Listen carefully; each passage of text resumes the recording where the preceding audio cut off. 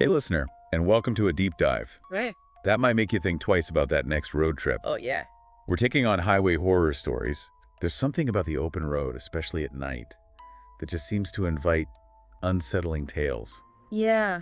It's not just the stories themselves, it's what they reveal about us, the way our minds work when we're in unfamiliar, isolated environments, and how those primal fears get amplified. Exactly. Yeah. So let's unpack this first story. It's set in New Hampshire, where a young man is grappling with the recent loss of his grandfather. Okay. He starts going to church with his grandmother, seeking solace, and that's where he meets Kaylee. Interesting.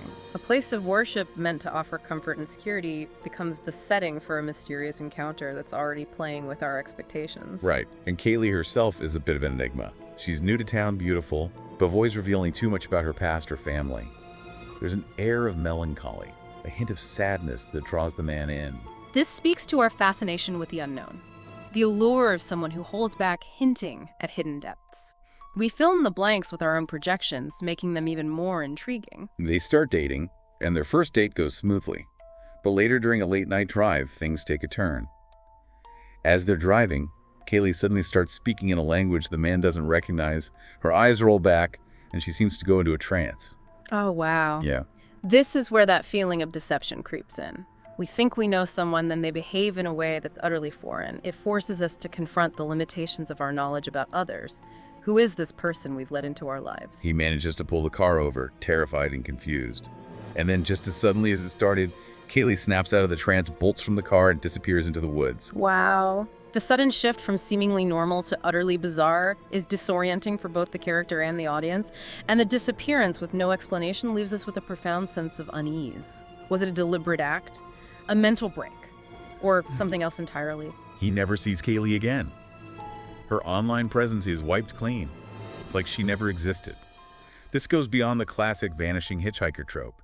It speaks to our anxieties about online identity, about the curated versions of ourselves we present to the world, and the possibility that none of it is real. And it makes you wonder, in this digital age, how well can we truly know anyone? It's a chilling thought, and one that resonates deeply with our modern anxieties about trust and authenticity. Okay, so next up, we're heading to the Nevada desert for a story about isolation car trouble and some seriously creepy encounters. Yeah.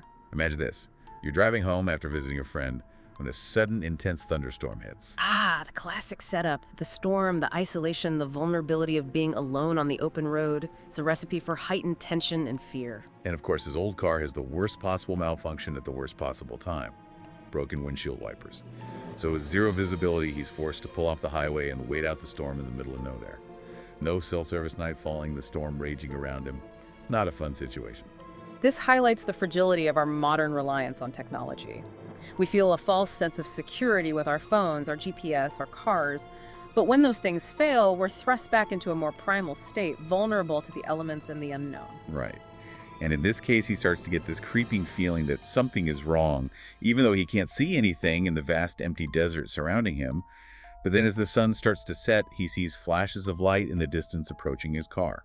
This is where our minds start to fill in the blanks, don't they? The darkness, the isolation, the strange lights. It triggers our primal fear of the unknown, the predator in the shadows. He's terrified, hides behind some rocks, calls 911. Then he sees three figures with flashlights surrounding his car. They're behaving erratically, and one even fires a gunshot into the air. Now, was this a genuine threat or a case of pareidolia where his fear led him to misinterpret random stimuli?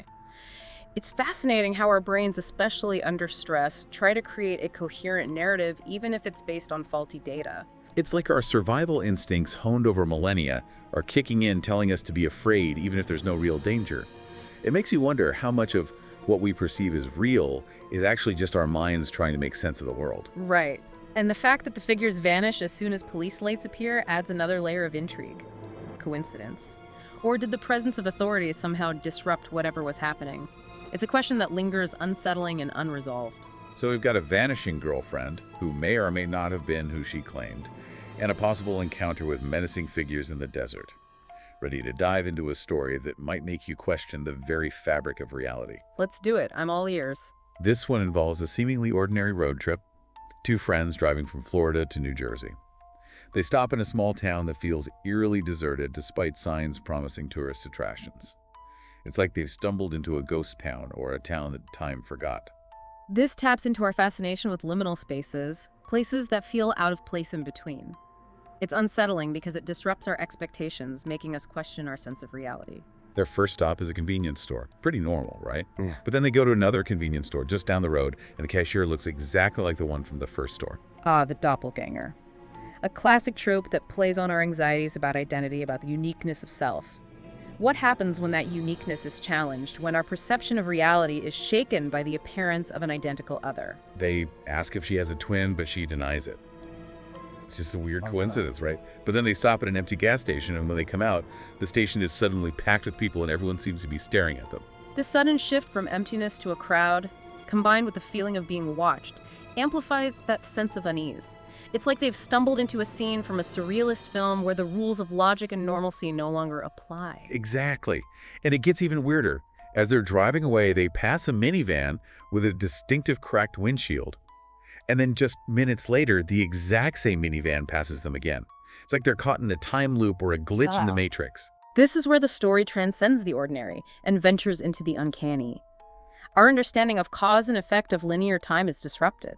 It's both fascinating and deeply unsettling. They manage to escape back to the highway, feeling like they've left a bad dream, but unable to explain what happened? Yeah. It makes you wonder, are these just random events that we're connecting into a narrative because our brains crave order? Or is there something more going on? The human need to find patterns is powerful, especially when confronted with the unknown. But what's fascinating here is the consistency of these glitches across different stories. The doppelgangers, the time loops, the feeling of being observed. It suggests a deeper, perhaps archetypal resonance. It's like these stories are tapping into something primal, something beyond our everyday understanding of reality. And speaking of primal, let's go back to that guy stranded in the Nevada desert. We talked about pareidolia, but what if there's more to it than just his mind playing tricks on him? Right. We tend to dismiss these accounts as hallucinations or overactive imaginations. But what if these isolated, vulnerable moments open a crack in our perception, allowing us to glimpse something that's always there, just beyond our normal range of sight? Okay, that's getting a little spooky even for me. Yeah. But it does raise the question, why are we so drawn to these highway horror stories in the first place? What is it about the open road, the darkness, the unknown that captures our imaginations? I think it's a combination of factors. The highway is a liminal space, a place of transition, which already makes us feel a bit unmoored. Then you add the isolation, the vulnerability of being in a vehicle surrounded by vast expanses of darkness. It's like we're in a metal box, hurtling through a void, Yeah. separated from the world, but also exposed to whatever might be lurking out there. Exactly. And our modern reliance on technology, while providing comfort, also creates a new set of anxieties. What happens when the GPS fails, when the cell phone dies, when the car breaks down? We're suddenly confronted with our own fragility, our dependence on systems we don't fully understand. It's like those old campfire stories about creatures lurking in the woods. The highway becomes the modern equivalent of the dark forest, a place where our primal fears are amplified, where the line between reality and imagination blurs. And the car itself becomes a character in these stories, a symbol of both freedom and confinement. It allows us to explore, to escape, but it also traps us, isolates us, making us vulnerable to whatever might be out there. That sense of being trapped, of being hunted, is a recurring theme in these stories, isn't it?